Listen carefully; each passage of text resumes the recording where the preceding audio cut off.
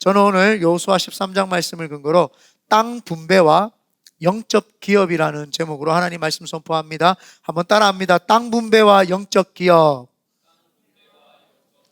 아멘. 요단강을 건넌 이스라엘 백성들은 이제 가나안 땅을 정복하고 그 다음에 정착을 하고 또 이제 전쟁을 해서 온 민족들을 이제 공동으로 민족들이 공동으로 그들을 몰아내는 그 일이 이제 이스라엘 가나안 땅 정복 작전입니다. 그런데 이스라엘 가나안 땅 정복 작전을 이제 하고 난 다음에 하나님께서 여호수아를 부르십니다. 그래서 우리가 지지난주까지 남쪽 5왕과 여러 왕들을 다 치고 그런 다음에 북쪽에 있는 모든 왕들이 연합을 하고 족속들이 연합을 했는 것을 여호수아와 이스라엘 백성들이 단숨에 올라가서 그들을 쳐서 부서뜨렸습니다. 그래서 중부 지역, 남부 지역, 북부 지역을 다 무너뜨렸습니다. 그런데 우리가 생각할 때는 중부 지역을 쳐부수고 남부 지역, 북부 지역까지 쳐부쉈다 그러니까 뭐 한 달 만에 다 쳐부순 것처럼 느껴지지만 정확하게 정복 전쟁은 5년 만에 정복이 된 것입니다. 그래서 이 사실 성경이 1장 1장 지나가니까 하루하루 지나가는 것처럼 느껴지겠지만 정확하게는 5년의 시간이 걸렸다라고 보시면 됩니다. 그래서 그 5년의 시간 동안 그 가나안 땅에 있었던 7족속의 거점지들, 가장 강력한 거점지들의 그 거점지들을 다 점령을 했습니다. 그렇지만 그 성을 위주의 옆에 살았던 사람들까지는 다 점령을 하지 못했죠. 그래서 아직 게릴라전이 남아있는 이 상태에서 하나님이 여호수아를 부릅니다. 여호수아야, 여호수아야, 이제 네가 나이가 많이 늙었으니까 전쟁은 종결하자.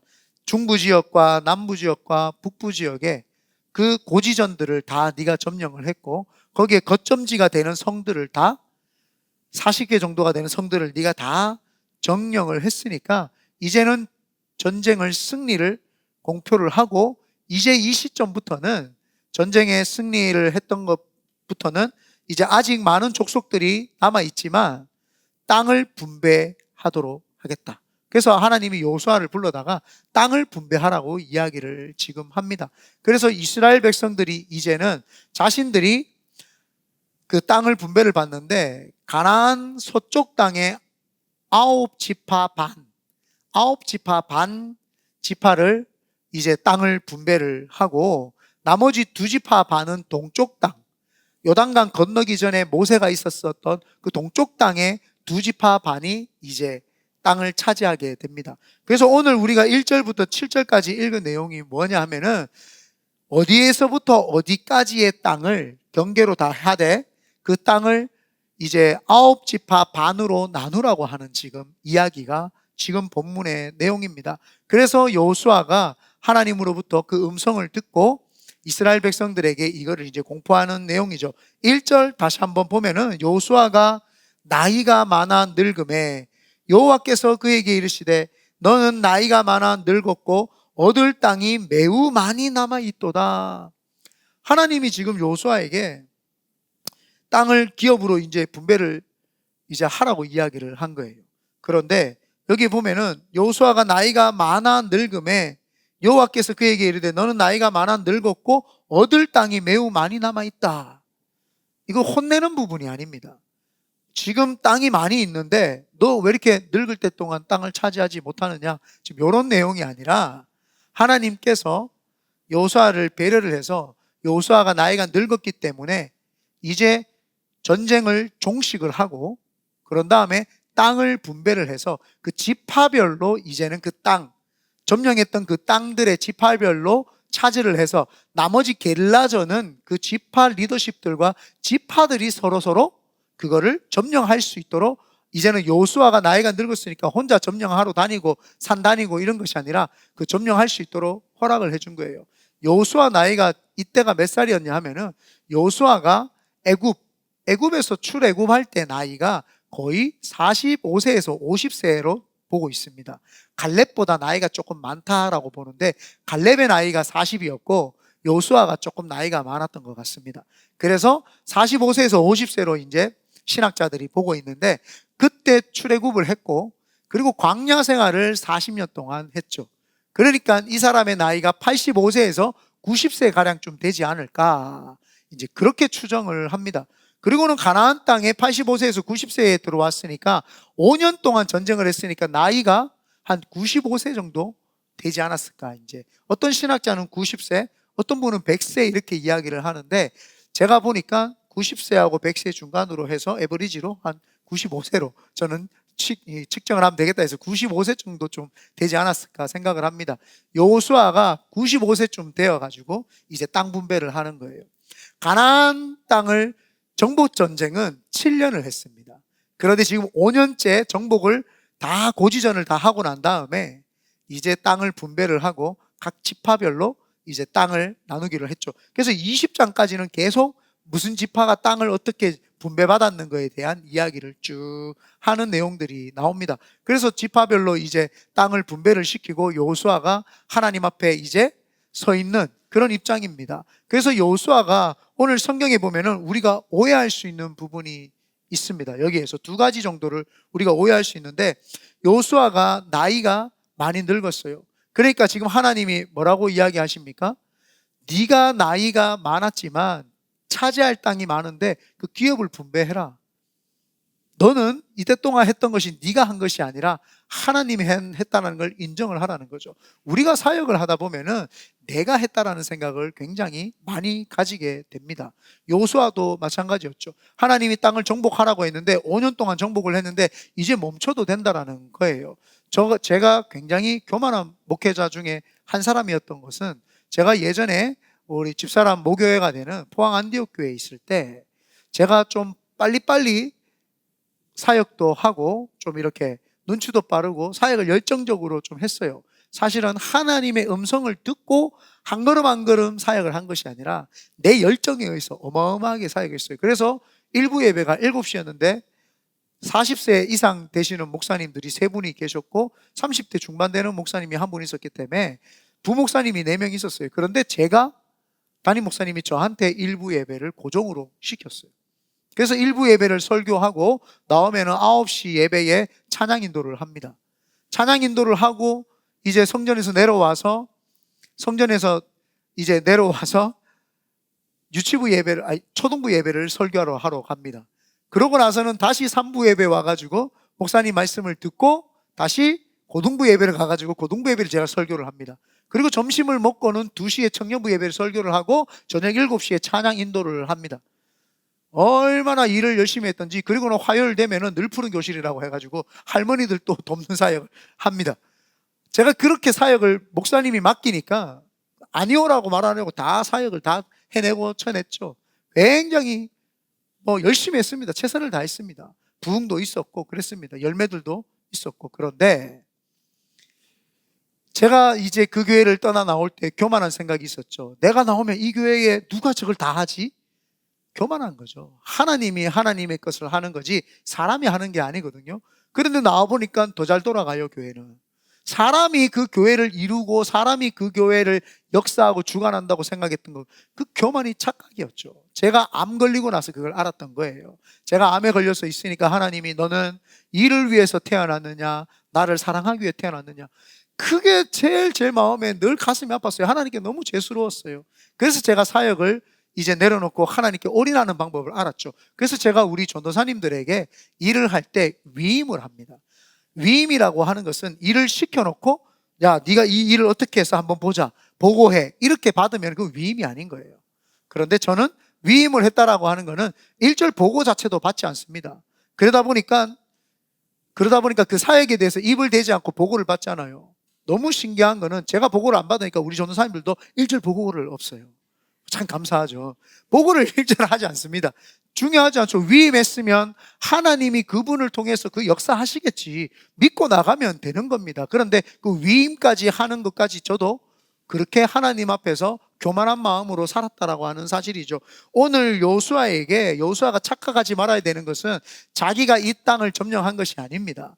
하나님이 하셨기 때문에 하나님께서 여호수아에게 주는 것은 모세를 통해서 광야 생활을 했고 가나안 동쪽 편을 점령했던 것도 내가 했고, 가나안 서쪽 편에 들어와서 요단강을 건너서 이 서쪽 편을 점령한 것도 내가 한 것이지 네가 한 것이 아니다. 앞으로의 가나안 땅 정복도 다 지파별로 맡기면 그 지파 리더들이 할 것이지 네가 노심초사하고 그럴 필요 없다. 눈 감아라 라고 지금 하는 내용이죠.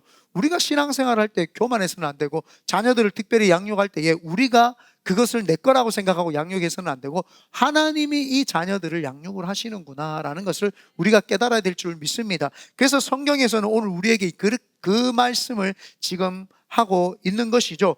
그런데 이 가나안 땅에 있었던 지금 이 이야기들 있잖아요.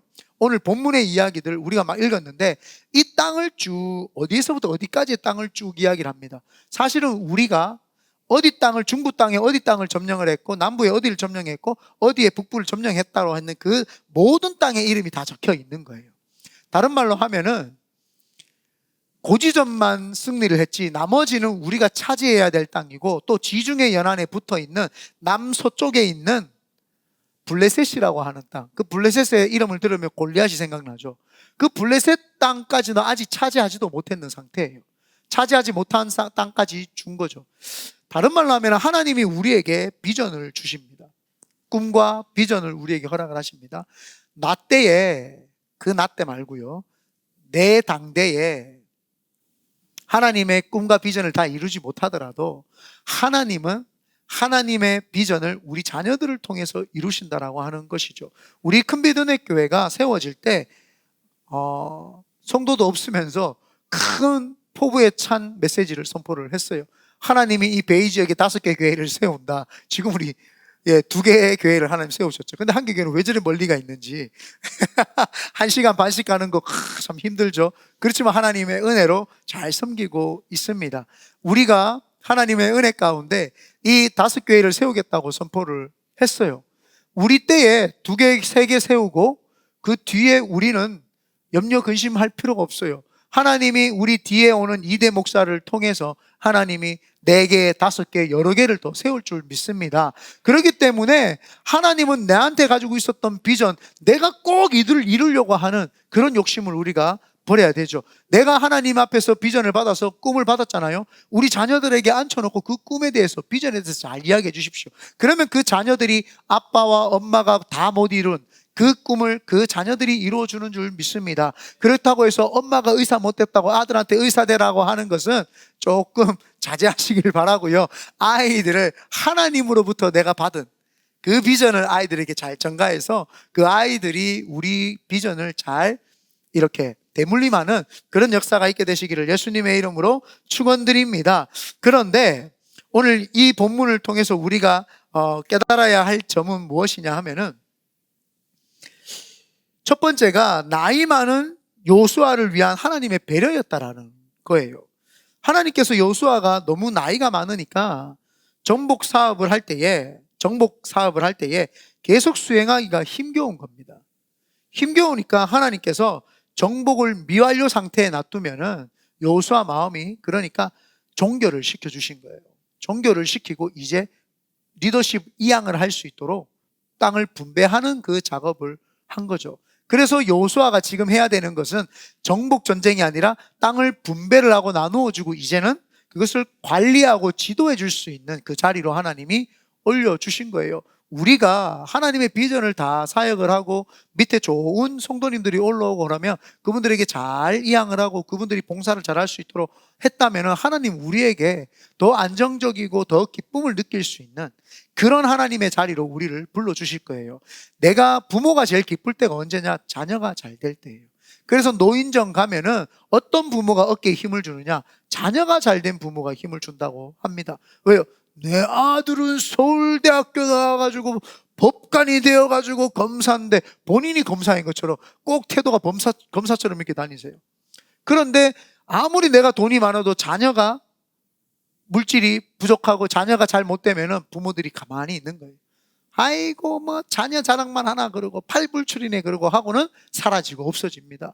그래서 우리 부모의 가장 기쁨은 자녀가 잘 되는 거거든요. 이 여호수아라고 하는 사람이 자기가 정복 전쟁할 때 다 하나님의 음성을 듣고 정복할 때 너무너무 충만한 기쁨이 있었을 거예요.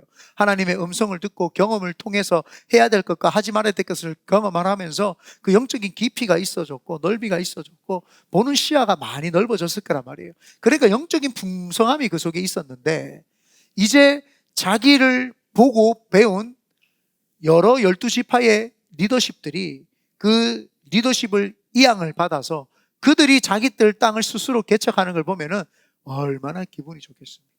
우리가 생각할 때는 정권을 이양을 하면은 이게 큰일 날 것처럼 느껴지지만 그거는 더 큰 기쁨이에요. 왜요? 내가 잘 양육했던 그들이 잘 하나님 안에서 성장했는 모습이 그게 대단하죠. 그래서 요즘에 제가 사실은 우리 전도사님들을 볼 때 예전에는 내가 가르쳐야 되는 내 제자들처럼 느껴졌어요. 근데 요즘에는 동역자처럼 조금 느껴집니다. 그래서 동역자처럼 느껴지고 요즘에는 설교하는 것도 별로 걱정이 되지 않는 것이, 이제는 3년 정도가 되니까 알아서 잘 하는구나라는 느낌이 저한테 와요. 그리고 이제 중록전사님 같은 경우에는 졸업까지 하셨으니까 이제 정식적인 이제 전도사가 될 위치까지 된 거예요. 그러니까 제가 감나와라 판나와라 하는 것이 아니라 보고 있으면 흐뭇한 마음이 있습니다. 물론 가끔씩은 또 이렇게 꿀밤이 이렇게 나가고 싶을 때가 있지요. 그럴 때 그냥 제가 지시만 해주면 됩니다. 네, 어제 보니까 알았어, 세례사모님이 성호 전사님 지시를 해주셔가지고 내가 지시할 것도 없더라고요. 짝다리 짚지 마라. 뭐 설교할 때 짝다리 짚지 마라. 왜 그러냐? 제가 지시 안 해도 알아서 다 이렇게 보좌관들이 또 지시를 해주시니까 너무 감사하잖아요. 이 흐뭇한 거예요. 우리가 이 본문을 통해서 1부에는 안 했어요. 예, 2부에는 일부 여기 체크를 해놨어요. 세례사모님 이렇게. 예, 이 나이가 많아서 서글플 것 같죠? 그것이 아닙니다. 나이가 많아서 정권을 이양해 주는 것은 기쁨인 줄 믿습니다. 그래서 우리의 기쁨은 우리 자녀들이고 이 교회가 더 나은 이 후대 목사가 나타나서 이 교회를 이끌어가는 것, 그게 더 기쁨이지, 우리가 고리타분하고 막 고집이 아집이 되어가지고 절대 이 교회를 못 떠난다 그러면은 그건 안 되고, 하나님 앞에서 온전히 다음 세대들이 잘할 수 있도록 뒷받침해주고 그들이 잘하는 모습을 보면 그게 기쁨인 줄 믿습니다. 두 번째는 오랜 기간 동안 전쟁에 지친 백성들, 그 백성들을 위해서 배려하시는 거죠. 5년 동안 전쟁을 하고 나니까 이스라엘 백성들이 얼마나 지쳤겠어요. 그죠? 말이야 5년이지 여러분 6.25 전쟁이 3년 있었잖아요. 3년 있었는데도 온 나라가 폐허가 되고 이민자들이 생기고 고아들이 생기고 과부들이 생기고 전쟁에 나갔다가 죽은 그 가족들이 생기니까 이상 가족들이 생기고 얼마나 슬픔과 눈물이 한도 끝없이 흐르잖아요. 그래서 지금까지도 분단의 세월이 우리 역사에 미치는 영향이 얼마나 큽니까?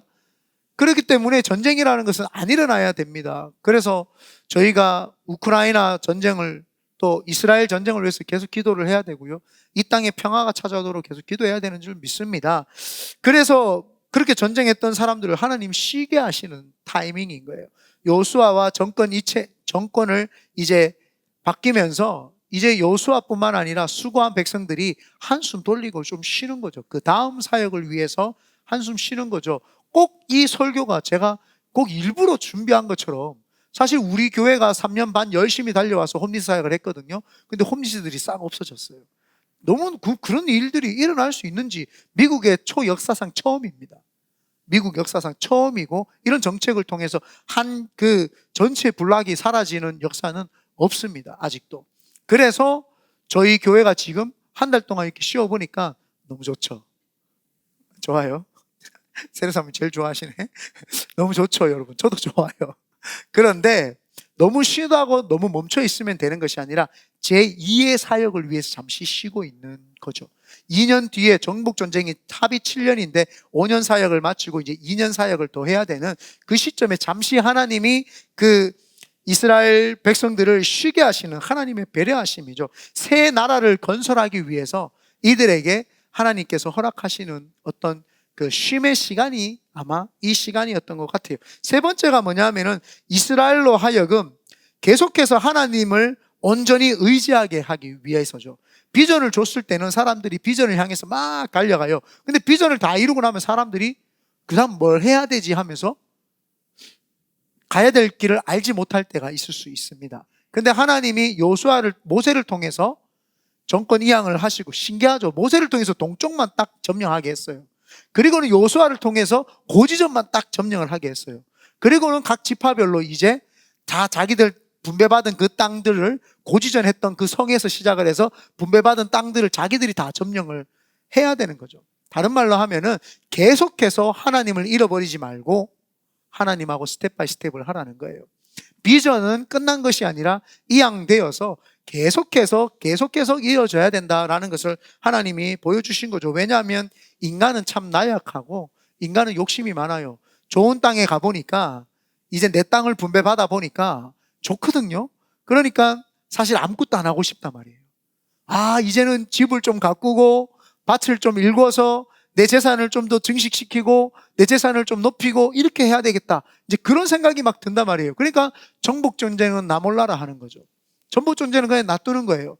그러니까 하나님께서 그렇게 하지 말라라고 지금 말씀을 하시면서 약속을 하나님께서 하라고 이야기하면서 지금 엄포를 하는 거예요. 그런데 이 정복전쟁이 언제 다 끝나는 줄 아십니까? 400년 뒤에 다윗 왕 시대에 끝납니다. 이스라엘 백성들은 하나님의 우려에 빗나가지 않습니다. 우려에 빗나가지 않고 2년 정도 더 정복 전쟁을 해서 어느 지역 어느 정도는 다 점령을 합니다. 그런데 블레셋이라든가, 블레셋을 점령을 못해서 그 골리앗과 나중에 싸우는 거예요. 그리고 시온성, 예루살렘 성에서 200m 더 고지에 있는 시온성을 아직 다윗이 왕이 되었을 때까지도 점령이 안 된 상태예요. 점령이 되어 있지 않은 상태에 다윗 왕이 물수로를 파가지고 비밀리에 들어가서 그 성을 점령을 하죠. 그래서 그 시온산, 시온성이라고도 하고 다윗성이라고도 하죠. 거기에 이제 왕의 물이 있어서 그 시온에서부터 흘러나오는 것이 예루살렘을 적시고, 그래서 그 예루살렘을 적신다. 그래서 교회에서 흘러나오는 은혜의 말씀을 우리를 통해서 그 내 삶과 내 가정과 일터를 적셔내는 그런 역사가 있어야 될 줄 믿습니다. 그래서 하나님께서 이스라엘로 하여금 하나님을 온전히 의지할 수 있도록 허락하신 부분이 이 부분이다. 우리 8절부터 14절까지 한번 읽어보겠습니다. 시작. 므낫세 반지파와 함께 르우벤 족속과 갓 족속은 요단 저편 동쪽에서 그들의 기업을 모세에게 받았는데, 여호와의 종 모세가 그들에게 준 것은 이러하니 곧 아르논 골짜기 가에 있는 아로엘에서부터 골짜기 가운데에 있는 성읍과 디본까지 이르는 메드바 온 평지와 헤스본에서 다스리던 아모리 족속의 왕 시혼의 모든 성읍 곧 암몬 자손의 경계까지와 길르앗과 및 그술 족속과 마아가 족속의 지역과 온 헤르몬 산과 살르가까지 온 바산 곧 르바의 남은 족속으로서 아스다롯과 에드레이에서 다스리던 바산 왕 옥의 온 나라가 모세가 이 땅의 사람들을 쳐서 쫓아냈어도 그술 족속과 마아가 족속은 이스라엘 자손이 쫓아내지 아니하였으므로 그술과 마아가시 오늘까지 이스라엘 가운데에서 거주하니라.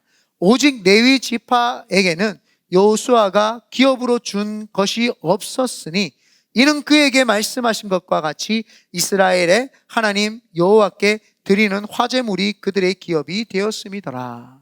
아멘. 요단강을 건너기 전에 동쪽 편 지금 이야기를 하는 거예요. 동쪽 편은 모세가 있을 때 점령했던 땅이다 이야기를 했어요. 근데 그 땅을 지금 누구에게 분배하겠다라고 이야기를 합니다. 누구냐면 세 지파인데 르벤 지파와 갓 지파와 므낫세 반지파, 반틈. 그러니까 가나안 땅 지금 정복 전쟁을 하고 있었던 지파에 9개 반지파, 므낫세 반지파가 있겠죠. 여기도 9개 반지파, 여기 2개 반지파를 합치면은 12지파가 되는 겁니다. 그래서 이 2지파 반을 여기다가 땅을 분배를 해줍니다. 그 역사적인 사실을 이야기를 해보면 모세가 이 땅을 점령하기 전에 르벤 지파와 갓 지파와 므낫세 반지파가 모세를 찾아갑니다. 모세여, 우리가 이 가나안 동쪽 땅을 우리가 나중에 땅을 분배받을 때 우리 주시면 안 되겠습니까? 라고 합니다. 모세가 기분 나빠합니다. 왜 기분 나빠했느냐? 가나안 땅을 들어가서 가나안 땅 정복 전쟁에서 정복 전쟁을 해야 되는데 이 땅을 미리 분배하게 되면은 이들이 정복 전쟁에 나가지 않을까 봐 모세는 심히 불쾌하고 화가 났죠. 그런데 이 루벤 지파, 갓 지파, 므낫세 반 지파가 모세에게 가서 이렇게 제안을 합니다. 우리에게 이 땅을 허락하신다면 우리가 제일 먼저 최정예 요원으로서 발탁이 되는데 4만 명에서 5만 명 되는 군인들을 먼저 항상 전쟁에서 선봉에 앞장 세웁니다.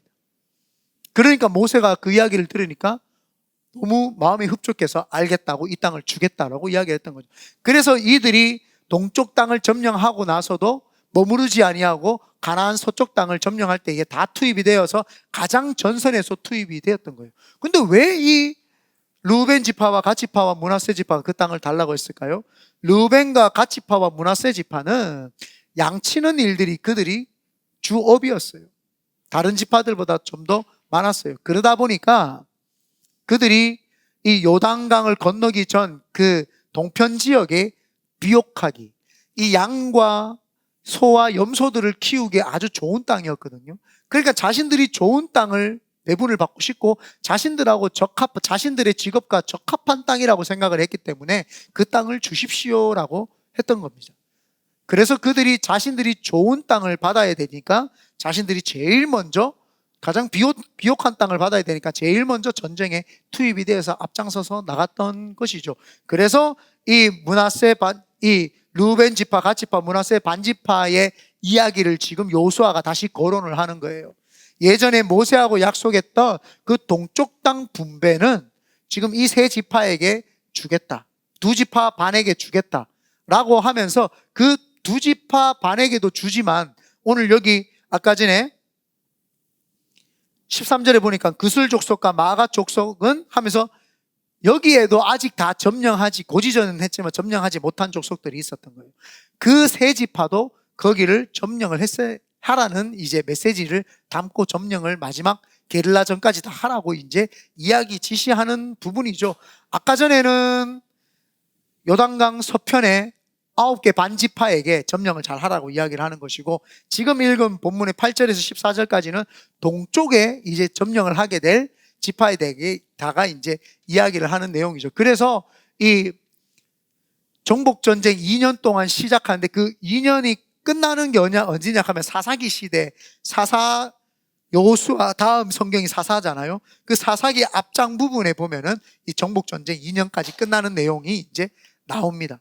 그래서 우리가 이제 동편 전쟁을 보면서 우리가 깨달아야 되는 것은, 하나님께서 가장 복을 많이 받은 사람, 여기서 가장 복을 많이 받은 사람이나 앞으로 복을 내가 많이 받고자 하는 사람은 가장 먼저 최전방에 서서 하나님의 일에 열심을 해야 된다는 것이죠. 오늘 성경에서 그 지파들이 그 약속을 지켰던 거예요. 그러니까 나중에 20장인가 21장에 보면은 여호수아, 오늘 13장인데 20장 21장에 보면은 이 여호수아가 이 사람들을 다시 동쪽 땅으로 돌려보냅니다. 가서 그 땅을 점령을 하라고 언약의 약속을 지켜주는 거죠.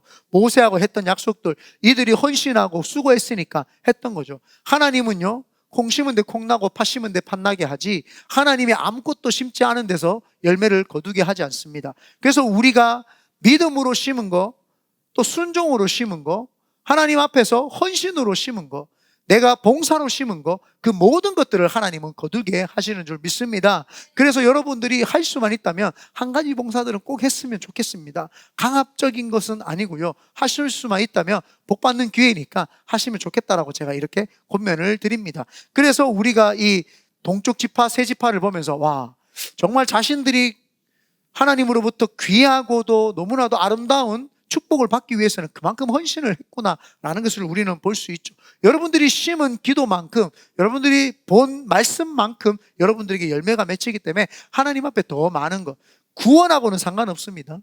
구원은 예수 그리스도를 믿으면은 구원을 받습니다. 그러나 예수 믿고 하나님으로부터 주시는 비전과 영감과 영적 깊이와 넓이와 하나님, 세상 사람들이 보지 못하는 안목을 얻고 놀라운 복을 얻고 자녀들이 잘 되는 복을 얻으려면 물질의 복도 하나씩 끼울 수 있지만 그런 모든 것들을 얻으려면 하나님 앞에 헌신할 때 그 역사들이 있는 줄 믿습니다. 그리고 하나는 우리가 여기서 간과하지 말아야 될 것이 하나가 있어요. 신앙생활에서 하나님께 한번 복 받았다고 해서 그게 끝이 아니에요. 복은 나의 당대에서 끝나는 것이 아니라 내 후대, 3대, 내 자녀, 내 손자, 내 증손자들까지 복을 받는 것이 진짜 복입니다. 그런데 오늘 이 루벤 지파, 갓 지파, 므낫세 반 지파는 하나님으로부터 열심히 해서 복을 받았죠. 그래서 동쪽에 굉장히 비옥한 땅을 받았지 않습니까? 그런데 나중에는 이 땅이 이방을 섬기는 땅으로 바뀝니다. 그래서 지금도 이 땅이 요르단 땅입니다. 나중 되면은 이스라엘과 대결하고 싸우는 땅으로 바뀌게 된단 말입니다. 자신들이 가지고 있었던 복을 자녀들이 다 가지고 누리지 못하게 했던 거죠. 그래서 자녀들의 교육을 하나님이 원하시는 신본주의 교육과 이 세상을 다 인지할 수 있는 하나님의 신학적인 부분, 고대 사회에서는 가장 높은 학문으로 쳤던 게 뭐냐 하면은 의학, 그 다음에 법학을 쳤습니다. 의학과 법학은 거의 레벨이 비슷했지만 의학은 약간 밑에 신분이 좀 아래 신분이 한다고 하는 생각이 있었기 때문에 의학은 굉장히 높은 학문이었지만 법학보다 좀 낮았어요. 왜냐, 법학은 사람을 재판하는 학문이었기 때문에 법학이 높았어요. 그 법학 위에 철학이 있었고 그 철학을 관장하는 것이 신학이었어요. 그래서 신학적인 우리가 소견을 가지고 있고 우리가 신학적인 것들을 가지고 있으면 그 신학에는 신과 인간, 인문학과 신적인 것까지 두 가지가 다 있는 거예요. 그렇기 때문에 신학을 공부를 하기 시작을 하면은 인문학도 깊이 볼 수 있게 되고 신적인 학문, 철학적인 것도 다 볼 수 있는 눈이 생기죠. 그래서 이 신학적인 부분을 제대로 가르쳐야 되는 거죠. 그러다 보니까 성도님들이 내가 신학을 해야 되나? 그 말이 아니라 성경을 스스로가 한 번씩 묵상을 하고 곱씹고 곱씹어서 이거를 해석을 적어내고 그 적어냈던 것들을 자녀들에게 양육을 하고 또 교회 예배 같은 거 목사님이 주시는 그 메시지를 듣고 난 다음에 그걸 자녀들하고 쉐어해보고 대화해보고 나눠보고 또 가정 예배지를 나눠주면 그걸 해보는 거예요. 그러면서 아이가 신학적인 걸 체계를 하고 성경에 나오는 인물들을 통해서 사람의 욕심과 사람의 희노애락의 감정과 사람의 그 꿈과 권력과 이런 것들을 소개하는 것들을 배우게 되면서 사실은 인문학을 또 다 배우게 되거든요. 그래서 성경을 통해서 인간 생사 화복이 어떻게 돌아가는지, 사람이란 무엇인가, 어디에서 와서 왜 살며 어디로 가는가, 신학적인 철학적인 부분까지 다 공유하게 되면서 사람들이 이렇게 머리가 트이게 되죠. 그래서 이게 통계적으로 대한민국이든 미국 사회든 주류 사회에 기본적으로 이 정권과 권세를 가지고 있는 사람들이 다 기독교인들이 많다. 그래서 정치인들이 자꾸 기독교를 연결해서 정치를 하려고 하는 이유도 사실 그거예요. 그런데 우리는 정치에 관여 절대 해서는 안 되는 줄 믿습니다. 그러므로 우리가 자녀들에게 이 신학적인 부분, 하나님의 말씀과 기도와 좀 어떤 실천신학적인 부분까지도, 역사신학적인 부분까지도 잘 전달해 줄 때 그때 그 자녀들이 세계적으로 크는 줄 믿습니다. 우리나라가 이만큼 성장한 거는요, 예수 안 믿었으면 될 수가 없어요. 예수님을 모르는 사람들은 무슨 소리 하냐, 우리가 열심히 했기 때문이다. 아니에요. 우리나라가 초토화되어 가지고 아무것도 없을 때 선교사님들이 오셔가지고 결핵퇴치하자고 결핵실을 만들었어요. 그게 시작이에요. 그래서 결핵실도 만들고 또 앰뷸런스도 만들고 응급실도 만들고 또 좋은 대학교와 여자 이화 학당도 만들고 연세대학교도 만들고 다 만들어줘가지고 좋은 대학교를 세워줬죠. 그리고 병원도 만들어준 거예요. 그래서 의료 혜택과 교육기관과 우리 모든 질병들을 담당했던 선교사님들이 우리나라의 기초가 되었죠. 그리고 이승만 대통령이 미국에서 공부를 해서, 여러분들이 처음 아시는 내용인데 나중에 역사 공부해 보시면 아는데, 그 이승만 대통령하고 제일 친했던 친구가 누구냐면 메가더 장군이에요.